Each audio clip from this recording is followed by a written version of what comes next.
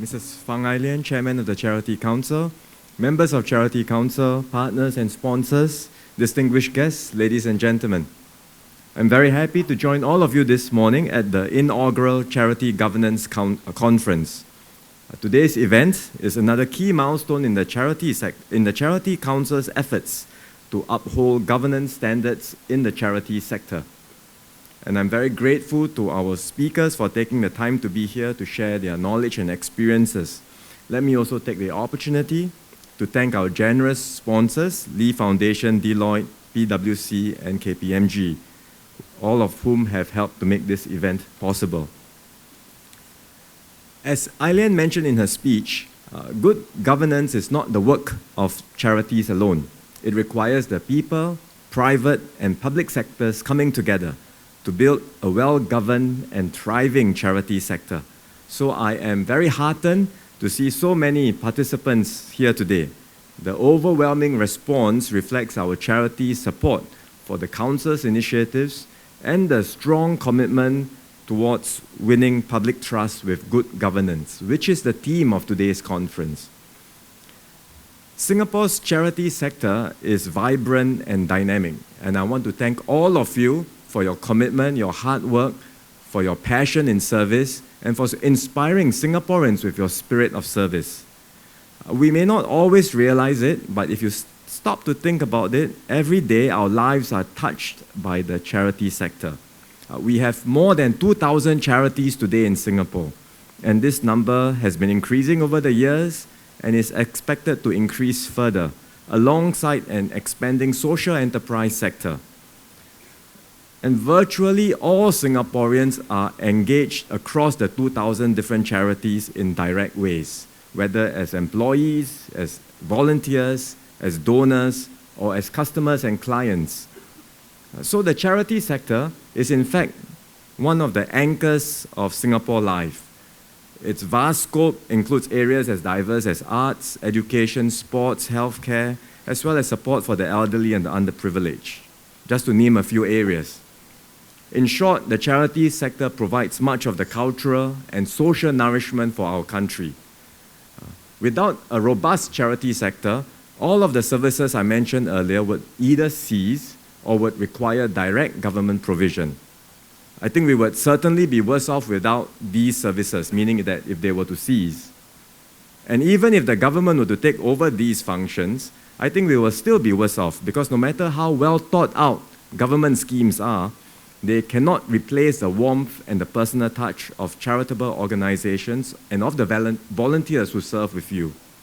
And that's why the government continues to provide significant support to charities in terms of, for example, income tax exemptions, direct grants to a wide range of charitable organizations, as well as matching grants to match private donations, and including tax deductions for IPC donations.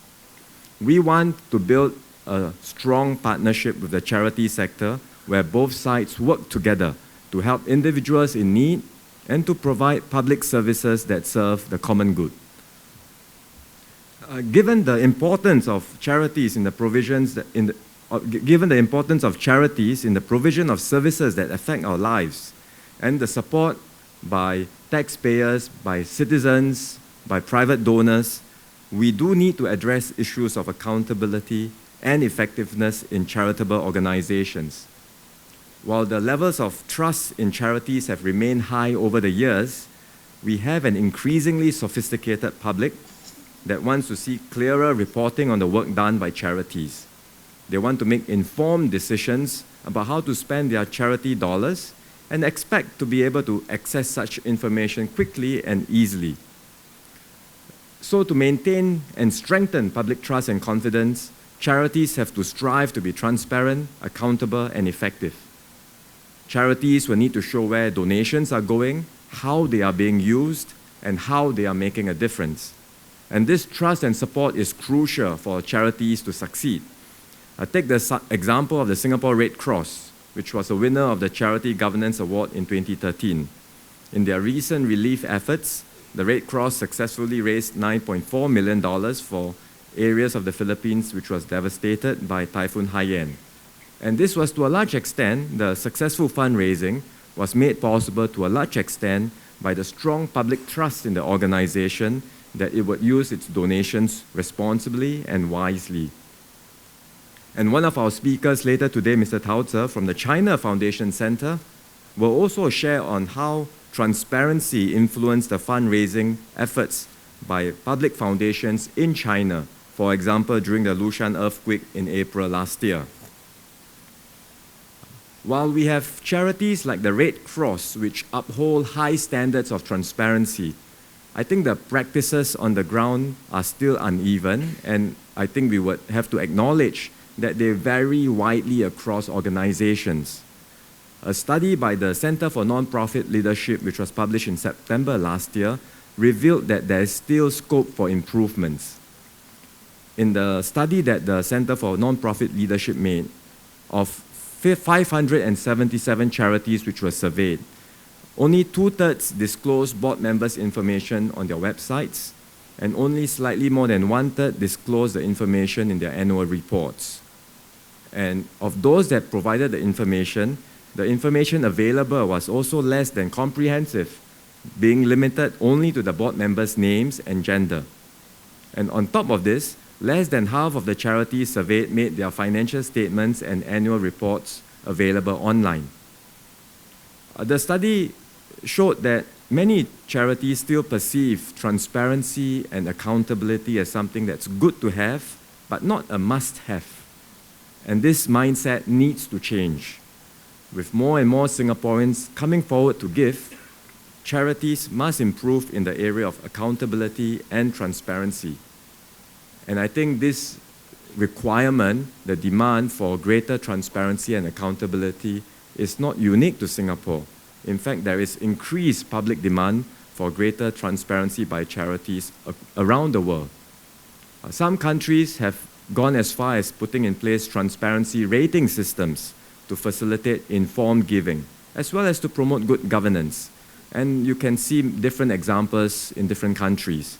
For example, in the US, a non-profit organization called Charity Navigator puts out ratings of charities in two broad areas: their financial health, as well as their accountability and transparency. And these ratings help donors to make informed giving decisions and also help charities to improve their performance. In fact, some groups in the US have even gone beyond the Charity Navigator rankings. One organization called Give Well provides in-depth evaluation reports, both on entire charitable sectors as well as on individual charities. And they hope that by doing so, they can identify effective charities where donor money can be put to good use. If you have not gone to the website, I would encourage you to do so. GiveWell, I think it's .com or .org, but if you Google GiveWell, you'll easily find the website. It was set up by people who used to work in a hedge fund called Bridgewater in New York.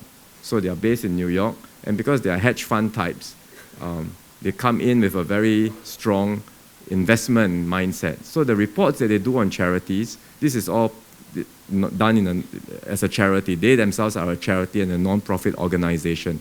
But they publish very high quality investment grade reports. They go in depth, they go beyond just headline indicators, go in depth into charities, do very high quality evaluation reports on the effectiveness of the charity, and then they will recommend to donors where donors would like to give their monies in order to ensure effectiveness of how the monies are used. And all this is done by a non-profit organization, by this group of young people who left the hedge fund to set up something. So there are many of these efforts that you can see in America and other countries. And I think in Singapore, we are still at a rather nascent stage as far as such efforts are concerned.